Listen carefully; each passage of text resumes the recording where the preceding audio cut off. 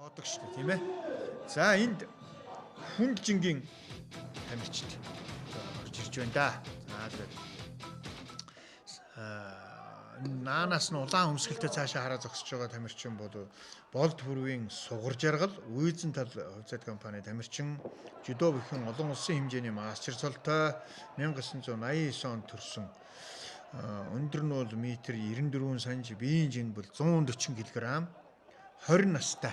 За нөгөө өнөр жаргалын дүү байхгүй. Сая ялсан өнөр, воох мөхөр ялсан өнөр жаргалын төрсөн дүү. Тэр овг нь байгаа. Болд бүрвэн гэдэг. Ах トゥ хоёр толдож байгаа.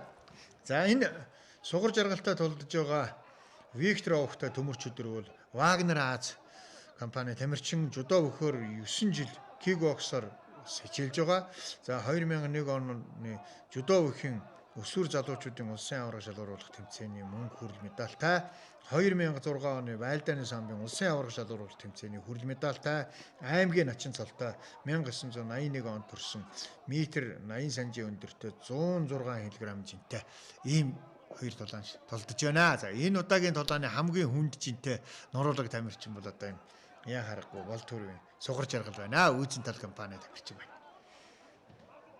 Нас залуу одоо 20-той ийм сайхан том биетэй залуу олон жил бэлтгэл сургалт тэгээд олон жил нэл толдно гэж бодож байна да тий.